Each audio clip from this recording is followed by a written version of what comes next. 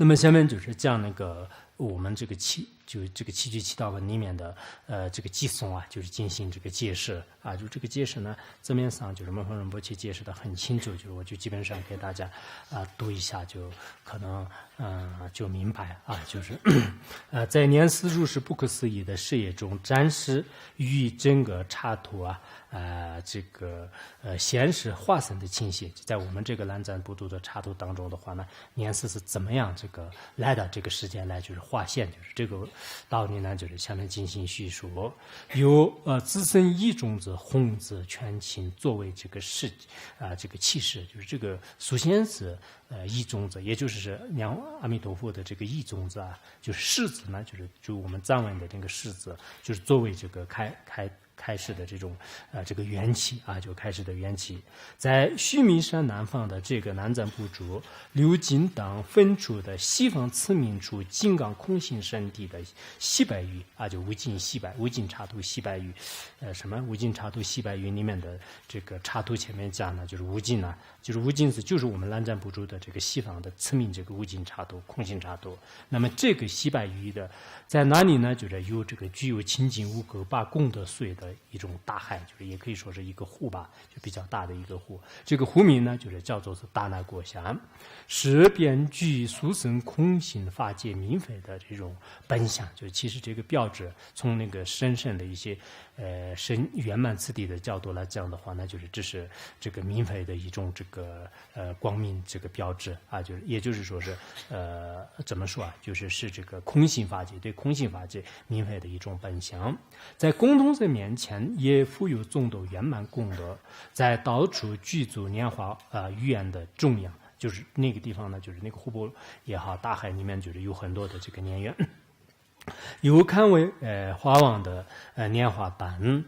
花蕊点缀的金箔表示物质的颜色，有5种颜色啊，明显无补的无花中红色，就是这个红色布呢，就是因为是我们知道，就是莲花生大师主要是这个阿弥陀佛的一化身，就是这样的话呢，就是主要中间的这个红色啊，就是它那个就是莲花。这个红色莲花布的中间，30浩瀚如来的所有三密价值，深刻以三密价值，一切功德集聚于一个世字形象当中。30如来的所有的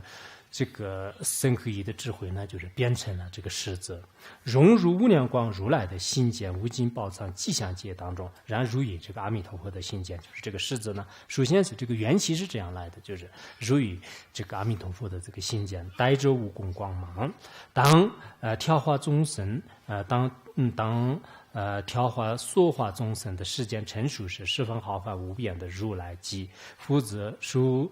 善显化无与差度的永世空性护法中攀着金刚悟道啊，就是金刚觉悟，为呢是三谛的众生身心欢喜予以安慰。阿弥陀佛的那个心间的那个世子啊，就降临到位于化中央的这个化蕊当中，从中呢就形成了三有无以伦比、无有畏惧的这个大20力，也就是说，次名王莲花生大师的身体，就是这个红子就世子呢，就是变成了就是莲花生大师，就是在那个化蕊当中，就是变成了莲花生大师的身体。他是以如此的这般速多殊胜的功德而超胜一切。怎么样？这个超胜呢，就是他是由这个深刻以功德事业方面来，就是超胜就是一切的。以大福德的调伏，一般来讲是佛陀就具有这些这个功德就我们讲那个入心论的开头的时候呢，就是就讲那个就这些佛陀的这个讲经说法也好，他具有的这些功德深刻一方面是有这些的。以福德的大这个身调化，以水饺之欲调化，以觉心之意调化，还有以不可思议事业，以不可思议身边引导众生解脱的清醒即是如此。那么这个下面就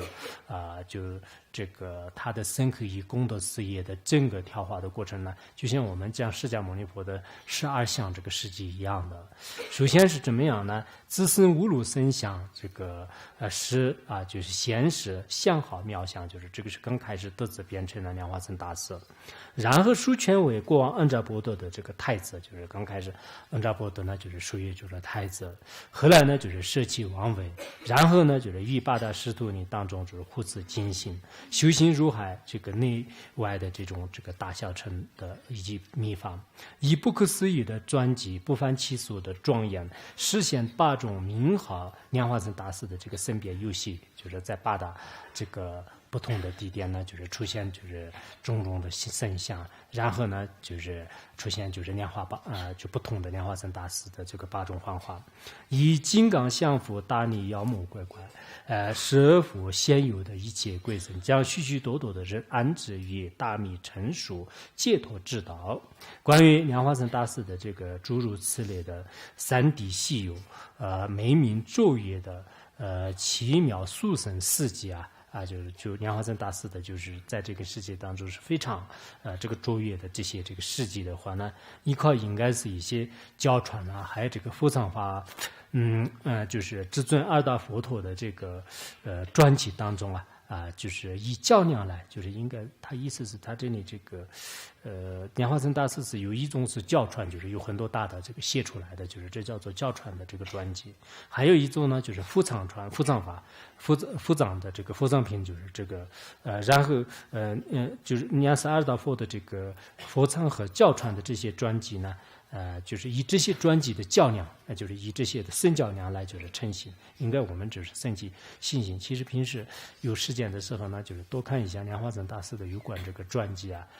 就是你看到传记之后的话呢，那么就是对这个上师也好，对他的这个事业呢，就是有所重新的认识。这样的诸尊并不是单单是共同的成就者，而是本来先前菩提的诸尊，自在具足拥有会显真殊胜双语成就大慈大金刚慈本性的护主，在浩瀚无垠的一切刹土中被共称为是莲花生大师其实如果从了义的角度从本性的角度来讲呢，就是并不是我们人们就是所说的就是一个人就是不是就是那么简单。我们要对大师及其眷属是三归终极之本体，无其究竟归一处，有着这个诚挚的信心就我们首先呢，在这里已经讲了，就是这个莲花生大师的这个降生的地方，就是大那国下湖。然后他是怎么样这个降生的，就是当时就来到这个世间的这个降生的情况。然后降生的这个降生者，他在一生当中的事业莲花生大师的一生当中的就是这些事业呢，就简明扼要的就是做了一个介绍。